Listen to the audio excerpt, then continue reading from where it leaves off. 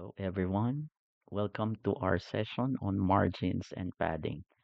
Today, we are going to fully understand the two fundamental concepts that are important for any front end web developer. We have the margins and padding. These properties allow you to control the spacing around your web elements.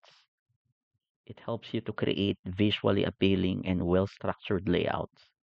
By the end of this session, you will have a comprehensive understanding of how to use these properties effectively. Let's start with an overview of what margins and paddings are and how they differ from each other. Margins are spaces outside the border of an element. If you want to reference this lecture, I want you to watch the previous lecture on CSS box model. So again, margins create a gap between the element and other elements around it. Margin can be set for the top,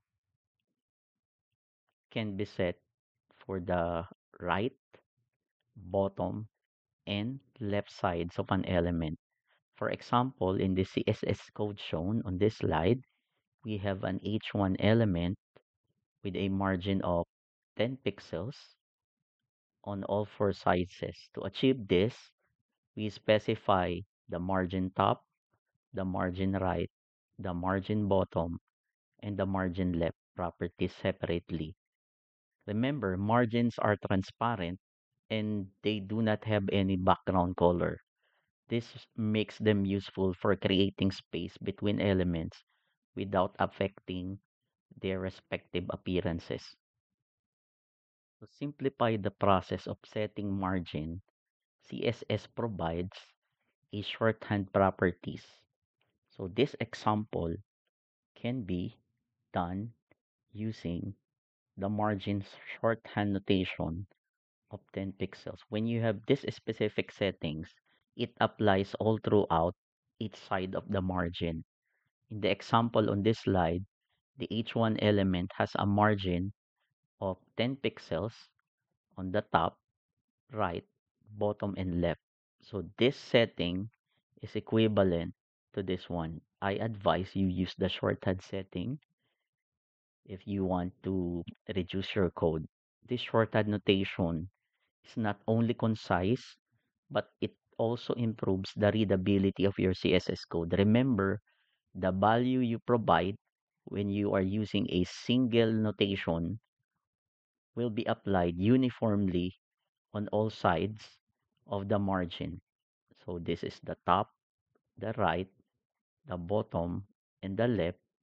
So this one, I repeat, will be equivalent to margin of 10 pixels as a shorthand notation. How about when you're using, for example, a shorthand notation with two values, such as the next example? So this one is the shorthand notation I discussed earlier. So what if you have two notation?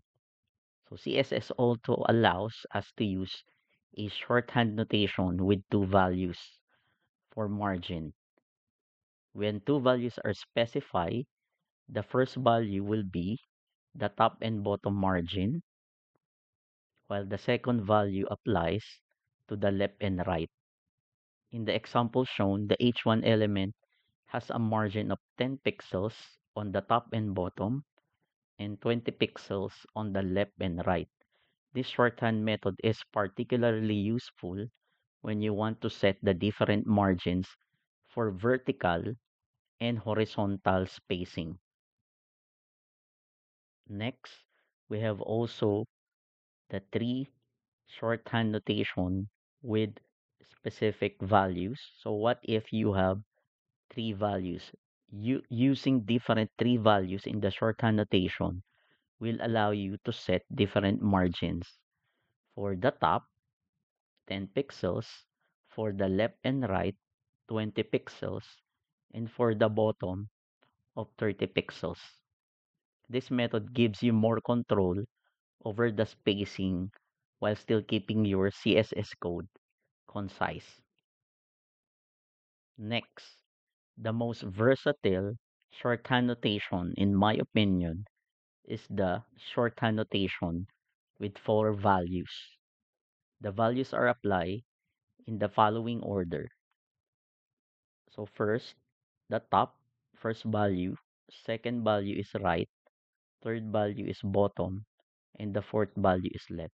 So in order to remember this one, you think of the word trouble. Top, right, bottom, and left. So I repeat, T, R, B, L, or the word trouble.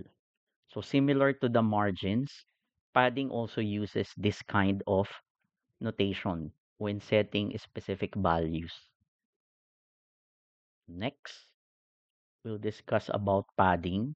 So the only difference with padding, it is the space between the content of an element and its border. Unlike margin, padding is inside the element's border and affects the element's background. Padding can also be set similar to margins. In this example shown, the H1 element has a padding of 10 pixels on all 4 sides. This creates space. Remember, padding is inside the element. It makes the content appear less cramped and more readable. So just like the margin, it also uses the same notation. So if you know how to set the margin, both shorthand and the long method, the padding is similar to that. But the difference is margin can have negative values while padding, you can set negative values for padding, but it will not take effect as the distance of the padding is measured between the content and the border. It will be impractical if you have a negative padding. But remember, margins can have negative values. Now, let us put what we learned in practice. So we have an index file here.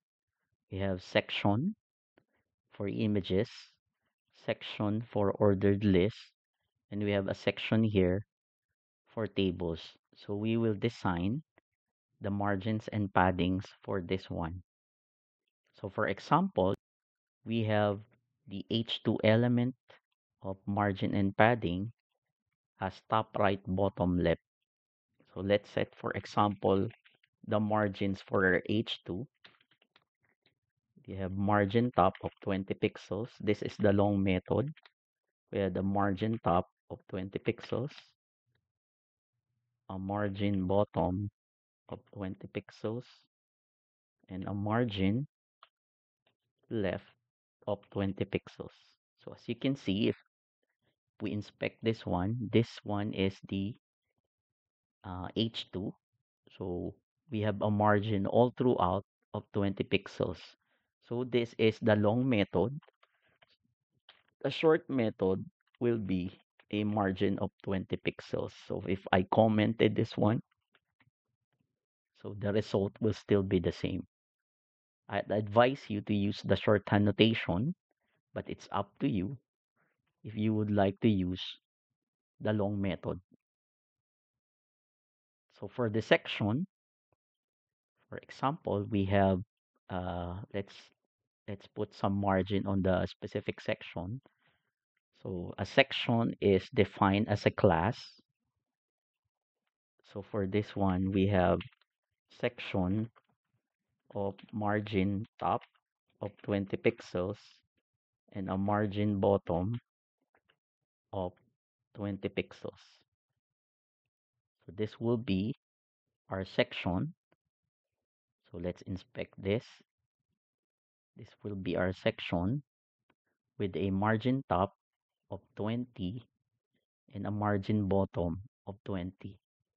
So what will be the shorthand notation for this? So you can say that margin 20 pixel 0 is the same with this shorthand notation. So this one is top and bottom. This one is left and right. So if you have a value of 0, no need to put the unit. the CSS understood that it has a zero value already. Next, let's design the images, because this one are images with a class of box. So let's design. So box, for example, we have a width of 150 pixels. Sorry. And we have a height of 150. I'm using tab here as a shortcut.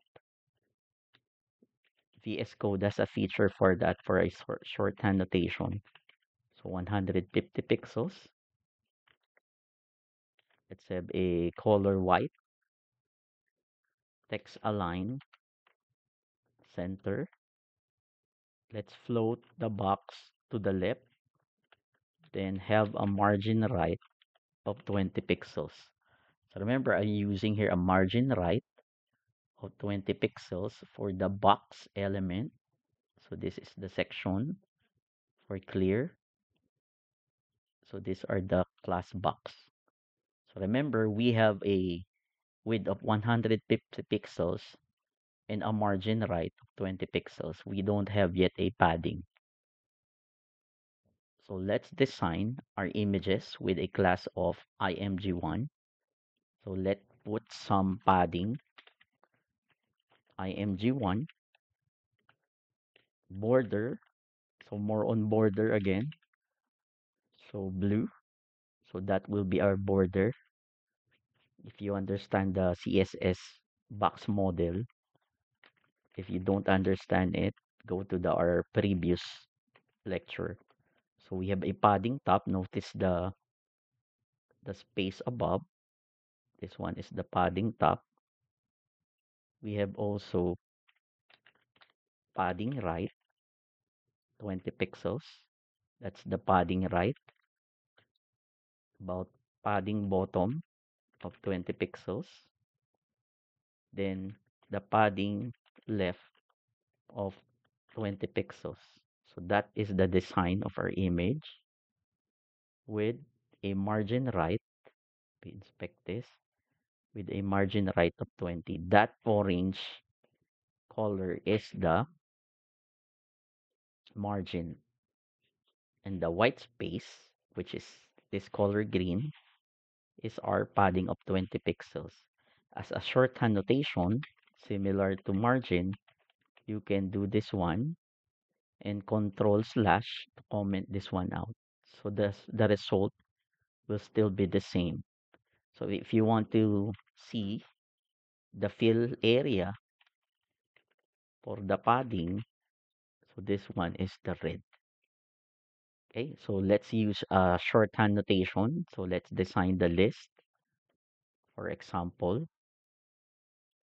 So let's design the OL. This one is the OL, ordered list. So let's give it a margin to the left, for example, of 20 pixels. So you can see the difference. So 0, this one is margin left of 20 pixels. Again, by inspecting the OL, so it has a margin left of 20 pixels. Also, we can set the padding, for example, left it to 0. So that will be the effect. So how about we gave it a padding of around 15 pixels just for the alignment. Also, we can design the OL with which is we use the direct child selector. We have the OL and a direct child of LI. For example, we will use shorthand notation for margin. So top 10 pixels, left and right 10 pixels. So this one, top orange is the margin. How about padding? How about 10 pixels too? And 10 pixels of padding.